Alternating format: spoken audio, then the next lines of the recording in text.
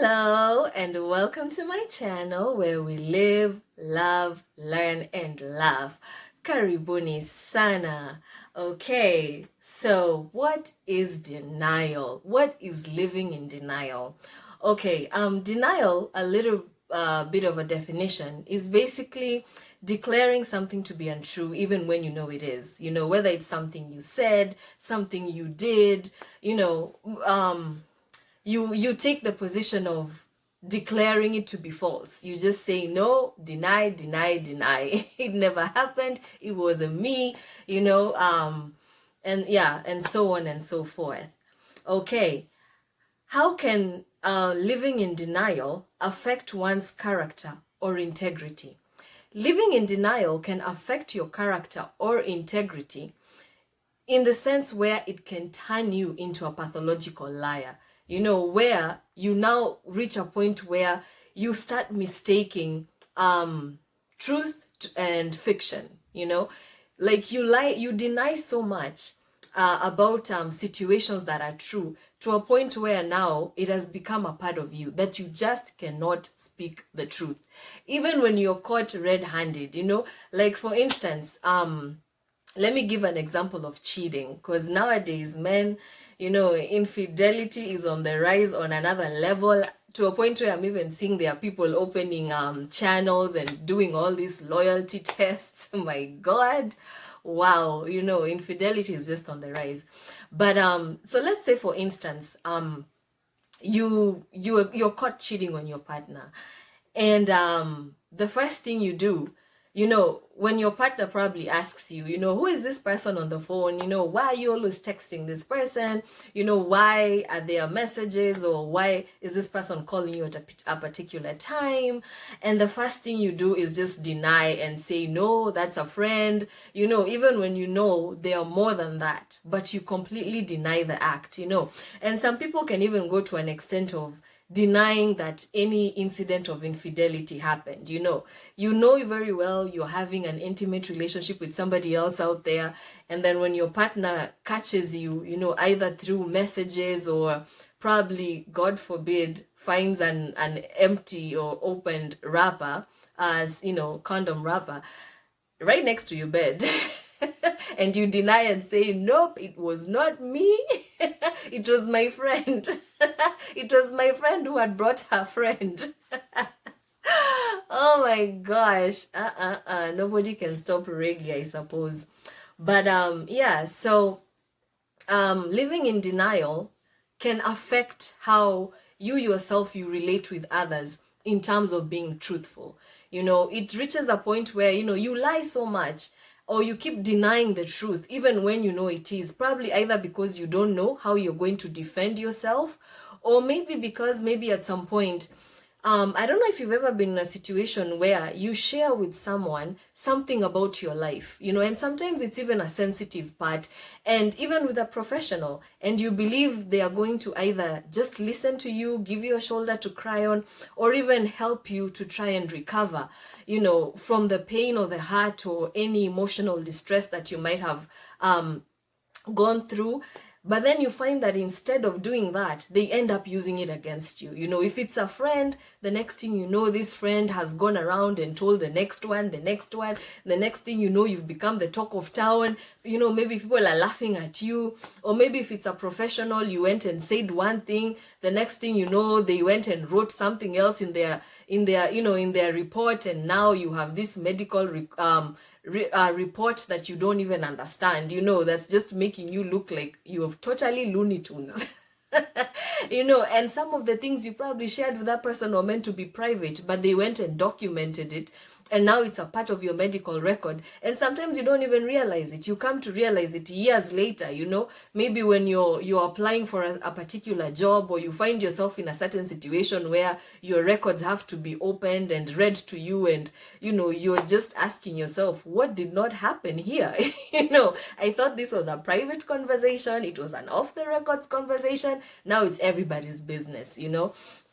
And so that's one attribute, or rather some of the attributes that can lead to you to a person becoming let me say a pathological liar, in the sense where now every time you don't want to speak the truth. You'd rather just lie and repeat that lie, cram that lie, figure out how to create another lie on top of that lie, whatever it takes to just vindicate yourself from being in a vulnerable situation or position, as a victim of being honest. So those are some of the reasons that can lead someone to basically just, become a liar and live in denial. All right.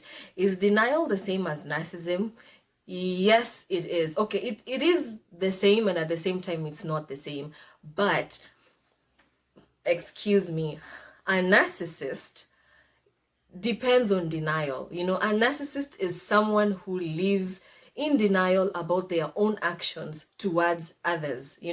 That is somebody who would rather place the blame on their victim and say, oh no, it was not my fault, it was your fault. Like, for instance, with the example that I gave earlier, cheating. Maybe you walked in on your partner and you found them red-handed, like you found them in the act, and this person will just look at you and say, nope, that never happened. You were probably high on something, you need to consult with your dealer, enda uangaliwe pedi wako vipoa, because whatever it is that you're on right now, it's very strong, because that wasn't me, that never happened. As in, a narcissist is someone who basically gaslights you. They make you doubt your own mental state. They make you doubt your own ability to even maybe progress in life. Like, they push you to a corner where where it's like they always place the blame on you. So you get to a point where you start seeing yourself as the problem, even in situations where you are the victim. So, it's always no. If they do something to you, it will be, oh, I did it because you pushed me. I did it because you said something that angered me. Like, for instance, even if they are physically abusive to you, they'll hit you, and then they'll come back and tell you, if you did not say ABCD, or if you did not do ABCD, then I would not have hit you, So it's like, it's not so much about what they did. It's just more about they did it because you provoked them. So they never look at things from the reality of it. Because, for instance, if you happen to walk into your partner cheating on you, or you happen to come across concrete evidence that they're not being faithful, and you decide to confront them about it and ask, who is this person? Why are you having these conversations with this person? Or you happen to find them in the act, and you're like, why are you doing this to me? And what's not happening here? And their quick reaction will be like, well, if you were not going through my phone, you would not have known. Or if you did not hold my phone, you wouldn't have known, because that person would have called, and you would not be the one holding the phone to see the number to know that we're in contact, So it's just always about you being the problem, and never them, even when they know they are the ones at fault. So yes, a narcissist lives in denial. So it is one or the same thing, Okay. If you happen to be someone who lives in denial, how can you change? You can change by start by acknowledging your mistakes. If you're wrong, admit you're wrong. Acknowledge that, yes, I made a mistake, or I made the wrong decision that got me to a certain point. Either maybe I even lost someone I really cared about. I lost someone I loved. Forgive yourself for the mistakes that you've made. Whether you were abusive to someone, physically, psychologically, emotionally, forgive yourself first for it. Because, sometimes you can become so fixated on the idea that, oh my God, maybe I hurt this person so much to a point where now they can never even ever talk to me. They can never want anything to do with me. When in reality, maybe that person is not even thinking the same about you. Maybe that person is just like, an apology would have been good, but, they're not really carrying you that heavy in their hearts. So you find that you are the one who is suffering from it yourself, because you're overthinking what what the offended party is probably emotionally experiencing. So you have to forgive yourself first and let that energy go in order for you to start healing your heart. Heal yourself first. And the way you heal is by letting go. Let go, release that energy in order now to create room for a better circulation. Because even the more poison, the more bitterness you hold inside of you becomes poisonous to you. So it even messes with your cycle. But I can explain that in another video if anybody is interested in knowing more about that. And then identify the triggers that get you to that point. That identify what it is. What is that suppressed emotion? What is that suppressed feeling? What is that suppressed reaction probably that got you to that point where now you always feel the need to fight or flight? Your idea of fighting is flighting. Like when you deny a situation, you'd rather just deny, and continue denying, as opposed to accepting that, yes, this is the situation and how can I make it better? To a point where now it has become a part of you that you just have to lie, even when it's not necessary for you to lie. So identify the trigger or triggers. What is that suppressed feeling, emotion, thought, energy that is inside of you that always needs to be fed by you lying, just jumping into lying as opposed to facing the truth, and then start working from there. Because if you have not identified a trigger, it is going to be a bit difficult for you to heal completely, to heal fully. So you have to look inside of you and start thinking, okay, what happened? What is this thing that always makes me end up lying, pushing me to a point of denying even when I shouldn't be denying, because there's always that energy which is attached to some sort of fear inside of you. So you have to identify it in order to begin working on it. And last but not least, alleviate your mind from the mental poison of your own illusions.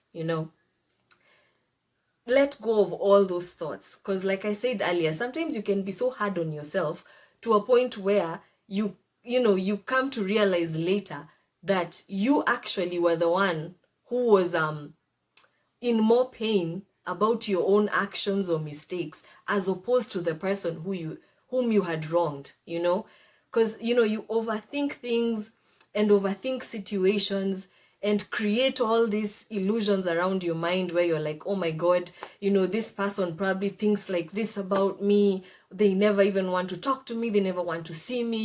You put yourself in a certain cocoon, where now you create all these boundaries that just exist within your mind. But in reality, that is not what that person sees or thinks about you, regardless of what you said or did.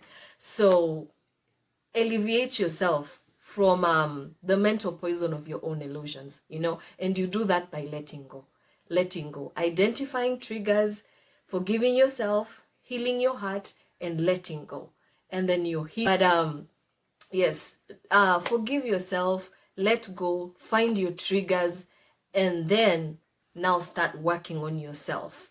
Because not unless you identify your trigger and you let that pain go, or you let that energy go, it is going to be hard for you to now start opening up to your new cycle, to new things. All right. My final take that I can leave you with regarding denial, whether it's a spirit or whether it's an act, my final take on it is, don't let a heart that did not love you stop you from one that will. To combat a sour attitude, always use kind words. If you happen to be in a situation where you come to realize later that your trigger is because maybe somebody you cared about so much, or somebody you loved at some point did not care about you the same or did not love you back, to a point where now you ended up building all these barriers that pushed you into a corner of denial, you know. So that can be a trigger in you where every time you find yourself in a situation where you know, you have to face probably a similar type of setting or situation of something that probably demoralized you from a previous relationship, a previous partnership. You always find the need to just fight, you know. Maybe you had a partner who was never faithful to you, and you were the most faithful to that person, you know, to a point where now you are in a different relationship, but you have trust issues. So now you are the one who is living in your past, where you are now probably the one who is not faithful at all to your partner. And every time your partner confronts you about it, you know, you become self-guarded, you know, you're quick to deny and defend yourself, you know, as opposed to accepting, yes, this happened, and figuring out what is it that is causing all these things to happen. So don't let a heart that did not love you stop you from one that will. Okay? Let go, let God. All right? And let the past stay in the past, and work on any pain, bitterness, anything that can be standing in the way of you becoming free, you know, freeing yourself from everything that is holding you back emotionally, physically, mentally, so that you can start living a more happy and more enjoyable life. But don't let something that suppressed or oppressed you in your past become a reason why in your present you're oppressing something or suppressing something that can work for you in your future for the good. All right? And last but not least, be kind to yourself as well as those around you. All right? Always be kind to others, and the universe will be kind to you. So with that said, I am going to end this conversation here, and I hope I will definitely see you in the next one. All right? Bye-bye.